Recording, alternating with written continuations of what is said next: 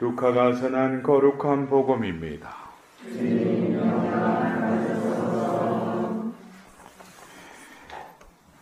예수님께서 군중에게 말씀을 하고 계실 때에 군중 속에서 어떤 여자가 목소리를 높여 선생님을 배웠던 모태와 선생님께 젖을 먹인 가슴은 행복합니다 하고 예수님께 말하였다. 그러자 예수님께서 이르셨다. 하나님의 말씀을 듣고 지키는 이들이 오히려 행복하다. 주님의 말씀입니다. 그리스도님 찬양합니다.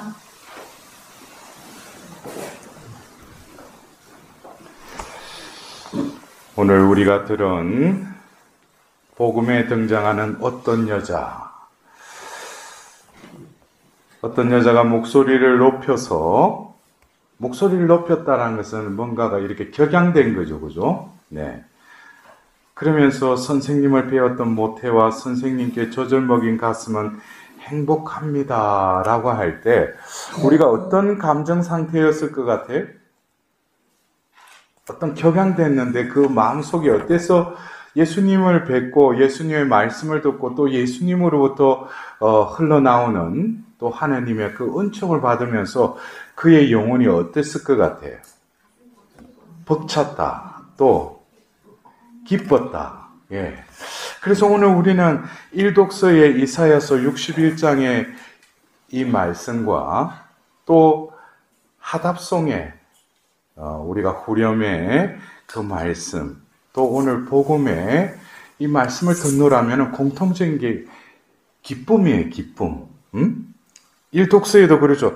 나는 주님 안에서 기뻐하고 내 영혼은 나의 하나님 안에서 즐거워하리니 하면서 또 이렇게 이어집니다. 그리고 오늘 하답송에도 이 이사야서 말씀과 같이 사무엘 1서 2장에 그 사무엘을 잉태하고 낳았던 그 한나의 그 하나님을 찬미하는 그 기쁨에 그 또 우리 하답송을 바쳤습니다.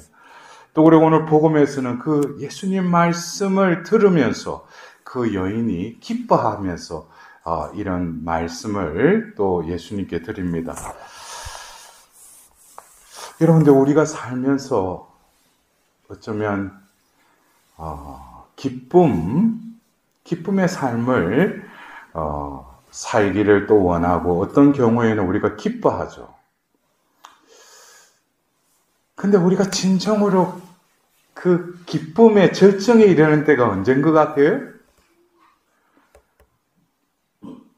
저도 그거는 제가 이렇게 말을 하지만은 그때가 가서 그걸 느끼겠죠. 내가 이 생을 살면서 하나님께서 나를 인도하셔서 이 교회로 부르시고 또 하나님의 자녀로 살게 하셨는데 세상에 믿지 않는 사람들과 뭐가 틀려요? 우리는 하나님을 믿는 동시에 하나님이 나를 구원하신다는 거예요. 내가 죽을 때 그게 끝이 아니라 뭐로 이어지는 거예요? 영원한 생명으로 이어진다는 거예요. 그래서 우리가 이 생에서 여러 어떤 기쁨을 느끼고 기쁨을 추구하려고 하지만 진정으로 내가 기쁨을 느끼는 그 순간이 언제겠어요? 이 생의 광야의 삶을 끝나고 하나님께서 데려가실 때, 그때 하나님께서 나를 구원하실 때 그 기쁨은 절정에 달하지 않겠어요? 오늘 제가 이런 강론을 할 때 하나님께 저도 어떻게 해요? 기도하는 거예요. 저도 죽을 때에 기뻐하면서 당신의 품 안에 안기고 싶다고. 근데 여러분들 그래요? 세상에서 추구하고 느끼는 여러분들이 기쁨이라는 것이 그 중심에 자기가 있지 않습니까? 자기에게 어떤 유익이 된다든지, 자기에게 어떤 이득이 생긴다든지, 자기에게 좋은 일이 생긴다든지, 모든 게 그 중심에는 자기가 있죠. 그러나 우리가 성경에서 보면은 그 기쁨이 꼭 그런 때만 기쁨을 느끼는 게 아니에요. 그래서 오늘 이사야서의 61장 10절의 말씀도 나는 주님 안에서 기뻐한다고 그랬어요. 그리고 오늘 하답송도 뭡니까?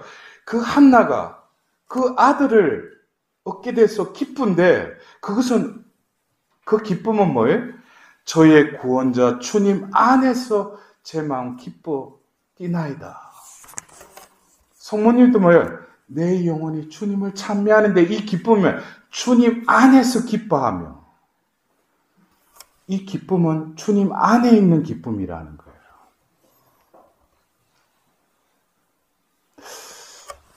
우리가 이번 이 위령성어를 지내면서 우리가 추구니들 또 연령들을 위해서 기도하는 달이지 않습니까? 그죠? 그러면은 우리가 1년이라는 이 전례력을 우리가 이렇게 한번 이렇게 거슬러 보면은 1년에 우리는 이 죽음에 대해서 상반기 때 우리는 또 죽음을 묵상하게끔 이끌죠. 그게 언제예요? 사순식이죠. 그러나 이때 죽음은 누구의 죽음이에요? 예수님의 죽음이에요. 근데 이 하반기, 이제 전례력으로 마지막 달을 지내면서 우리는 죽은 이들을 위해서 기도하지만 또한 이 우리 자신들의 죽음에 대해서 성찰하고 바라보라는 거예요. 왜? 마지막이니까. 그래서 이 교회에서는 이 죽음에 대해서 우리에게 계속 뭐예요? 죽음을 제대로 이해하지 못하면은 그리스도교 복음의 핵심인 부활을 이해하지 못하는 거예요. 그래서 여러분들, 우리가 죽음하면은 성경에서는 뭡니까? 죽음이 왜 이 세상에 들어왔어요? 죄로 인해서 들어왔죠. 처음부터 하나님께서 창조하실 때 죽음이라는 게 없었어요. 인간이 죄를 지음으로써 죽음이 유입됐다는 거예요. 그러면 첫 번째 우리가 생각하는 죽음은 뭡니까? 죄와 연관되어 있죠. 죄로 인해서 죽음이 들어왔다는 거예요. 그래서 원죄를 짓고 나서 모든 인류가 피할 수 없는 게 뭡니까? 죄의 타락 속에서 죽음을 맞이할 수밖에 없는 그 운명이 되었다는 거예요. 그러나 하나님은 세상을 창조하실 때, 인간을 창조하실 때 이 죽음이라는 어둠을 창조하지 않으셨죠. 그러자 하나님께서는 이 죽음에서 해방될 수 있는, 자유로워질 수 있는 그 길을 누구를 통해서? 예수님을 통해서 그것을 뚫어주셨죠. 그래서 오늘 우리는 이 복음에 이 어떤 여자가 예수님을 보고 그 예수님을 배웠던 그 모태와 젖을 먹인 가슴은 행복합니다 그랬어요. 근데 이 행복이 우리가 예수님의 삶을 볼 때 이 태어나신 이 여인의 어떤 그 존재가 이 세상에 태어난 게 얼마나 행복한가, 그리고 그를 낳으신 마리아 성모님은 얼마나 행복할까. 근데 막상 그분들의 삶, 예수님과 성모님의 삶이 그렇게 우리가 세상적인 측면에서는 그렇게 행복한 삶이 아니었어요.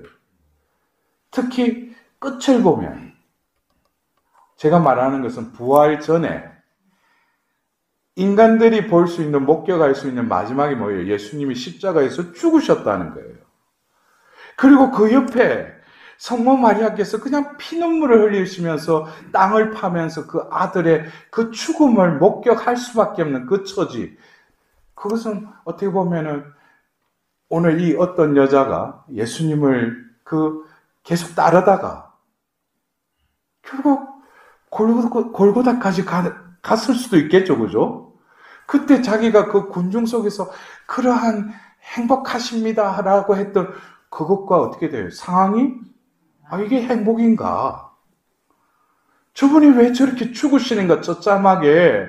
또 그리고 그 모태에 베고 그 젖을 먹인 그 여인은 옆에서 피눈물을 흘리면서 그렇게 통곡하고 있는 그걸 보고 저 여인은 행복하구나 이렇게 말할 수 있겠어요?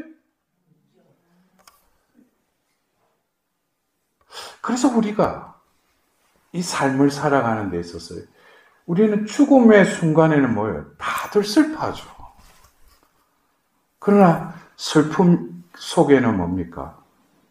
어떤 냉정함이 있어요. 그것은 고인을 기린 것도 있지만 나도 맞이해야 될 그 죽음 앞에서 내가 숙연해질 뿐만 아니라 그 죽음 앞에서는 모든 것이 거울처럼 자신의 모습을 들여다보게 해요. 과연 죽음 앞에서 나는 어떻게 죽을 것인가? 어떻게 이 죽음을 준비할 것인가? 그럼 매일의 삶 속에서 내가 어떻게 죽음을 예비할 것인가? 그것이 현명한 삶 아니겠어요? 그게 어떤 그리스도인에게서는 종말론적인 삶을 살아가는 거 아니겠어요? 그렇다면은 여러분들도 제가 지금 말씀드린 첫 번째 차원의 죽음에 아직 갇혀 있는지 우리는 죽을 수밖에 없다. 왜? 죄를 지었기 때문에. 그렇게 죄를 아직까지 이해하고 그런 죽음을 맞아들일 수밖에 없다는 운명의 그런 죽음이라면 여러분들 불행하십니다. 아직도 여러분들 그리스도인임에서 그 차원의 죽음만 여러분들 생각하고 그 죽음을 맞이한다고 생각하면 여러분들 불행하신 거예요. 입으로는 구원받는다 그러지만 여러분들 구원받을 자격이 없어요. 왜? 또 다른 죽음이 있었으니까. 여러분들 입으로 그랬죠. 그 길이 열렸다. 누구로 인해서? 예수님의 뭐를 통해서? 예수님의 죽음을 통해서. 예수님의 죽음을 통해서 어떻게 했어요?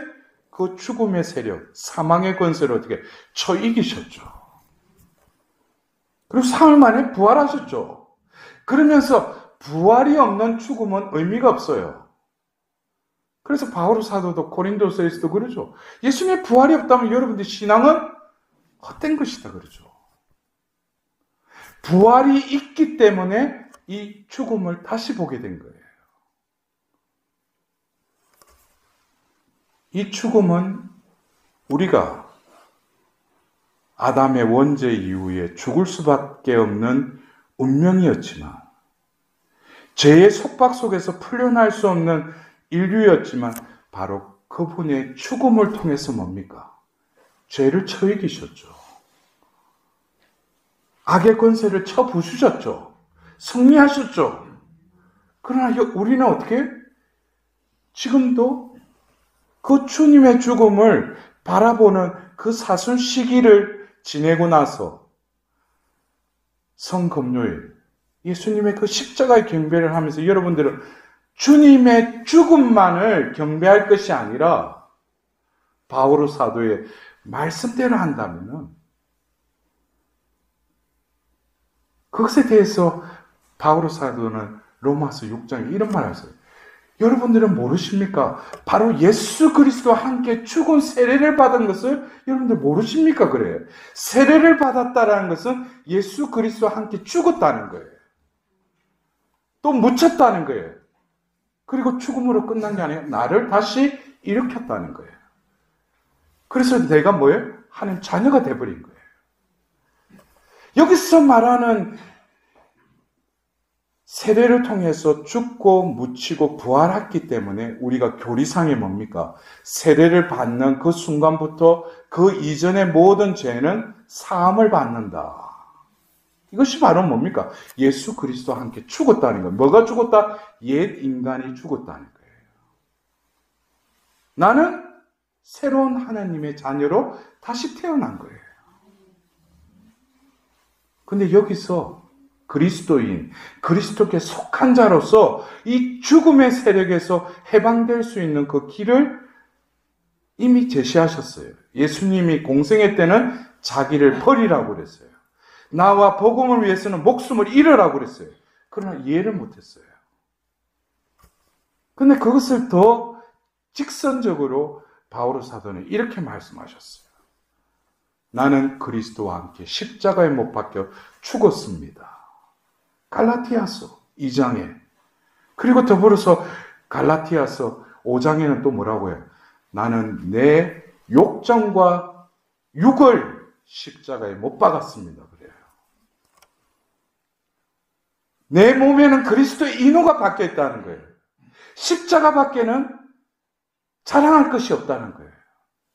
왜? 그분의 죽음으로 인해서 내가 존재하니까. 그러니까 나는 뭡니까? 예수님의 죽음 안으로 들어가서 그분과 함께 죽어야 되는 거예요. 그것만이 뭡니까?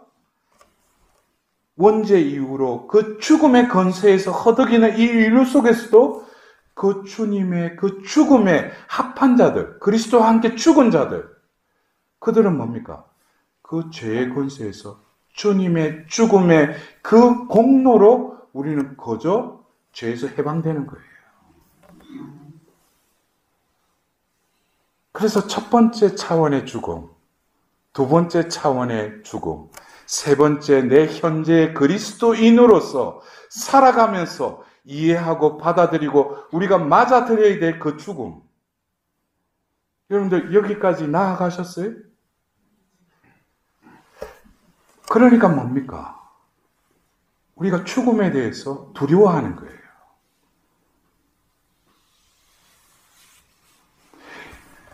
오늘도 그랬어요. 이사야서에서 그 영혼이 나는 주님 안에서 크게 기뻐하고 내 영혼은 하느님 안에서 즐거워한다고 그랬어요. 그러면서 11절에 뭐예요?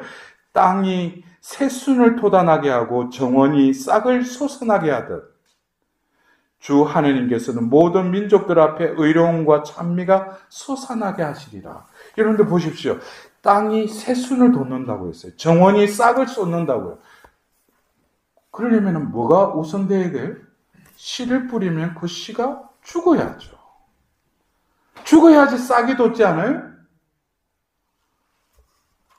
새 생명으로 살아가려면 내 자아로 살아가는 내 옛 인간이 육과 함께 십자가의 예수 그리스도와 함께 죽음에 그 합할 때 나의 죽음이 끝이 아니라 바로 예수 그리스도를 사흘 만에 다시 일으키셨던 그 아버지의 영께서 여러분 안에 살아계신다면은 로마서 8장 11절 죽을 운명의 노인들 여러분들도 다시 이렇게 세운다는 거예요.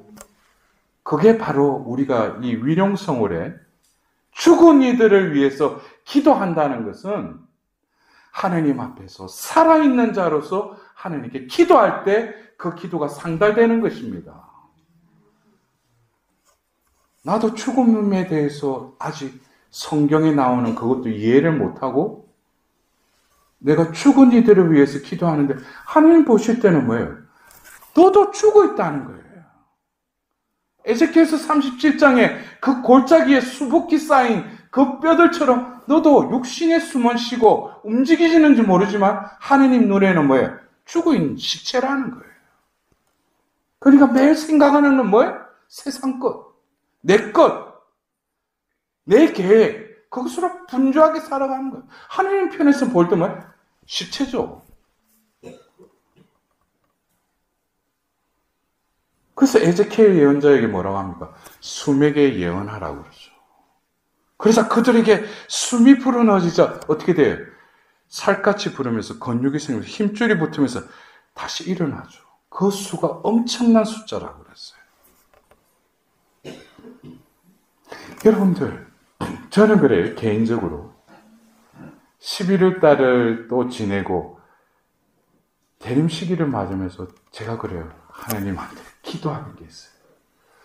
주님, 올해도 아직까지 제가 당신께로 나아가는 영원한 그 삶으로 나아가는데 뭔가가 부족하니까 또 이렇게 유예기간을 주시는군요. 그래서 여러분들, 우리가 성인 성녀들 보면 뭡니까? 어린 나이에 하나님께 데려가시죠.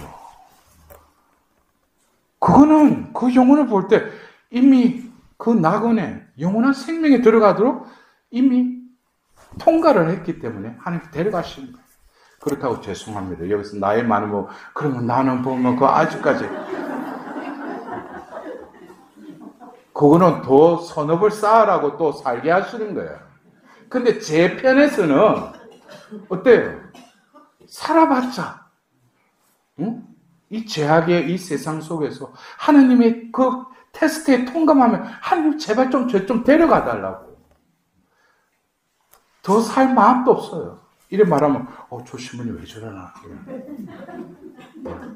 제가 언젠가 그 바오로 사도가 나는 지금 우리가 추구들 여한이 없는 게 아니라 나의 소망은 하나님께로 가는 거라는 거예요. 근데 내가 육신으로 왜 이 세상에 남아있다고 그랬어요?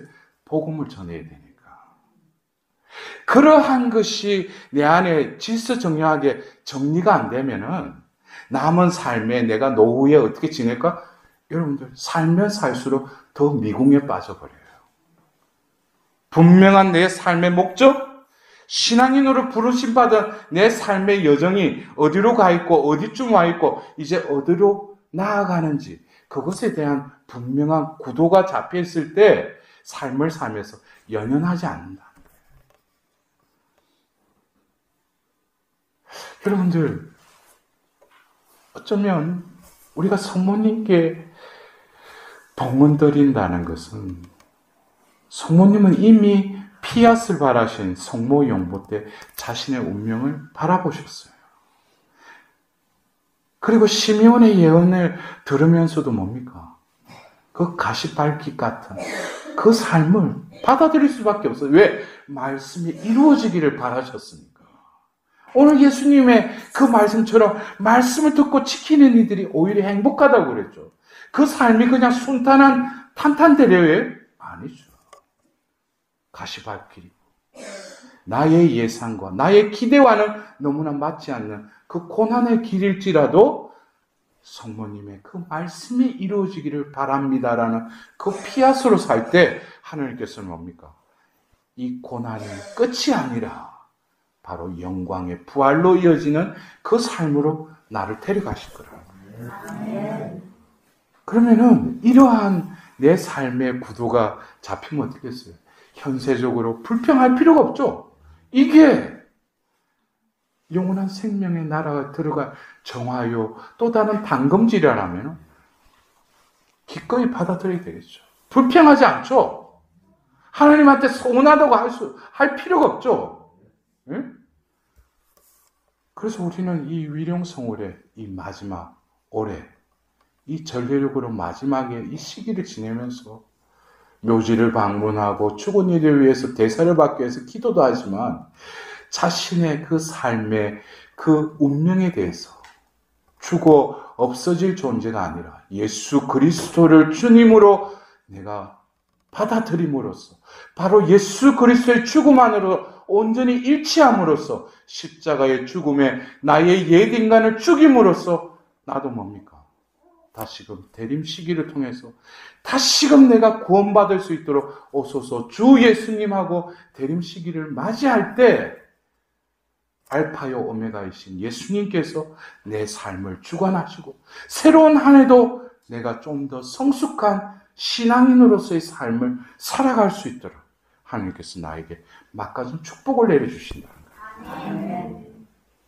여러분들 그냥 세월이 짧다, 세월이 왜 이래 흘러가는 게 너무나 이거 뭐 유수처럼 흘러간다. 그것은 세상 사람들한테 해당되는 말이에요. 나는 오늘 하루도 영원한 생명에 날아가기 위해서 나의 육과 나의 욕정과 욕심을 예수 그리스도와 함께 십자가에 못 박고 거기까지만 내가 할 수 있는 최선이에요. 나를 다시 일으키시는 것은 죽은 사람만이 다시 일으키시는 하나님의 권능을 깨닫게 되는 거예요. 여러분도 안 그래요? 우리가 예수 그리스도와 함께 죽으면은 부활성야 때 알렐루야 할 때도 그 알렐루야라고 외치는 그 안에 알맹이가 들어가 있어요. 왜? 내가 예수 그리스도와 함께 죽었는데 예수님이 부활성야 때 다시금 예수님이 부활케 했듯이 나도 다시 이렇게 세웠다는 거예요.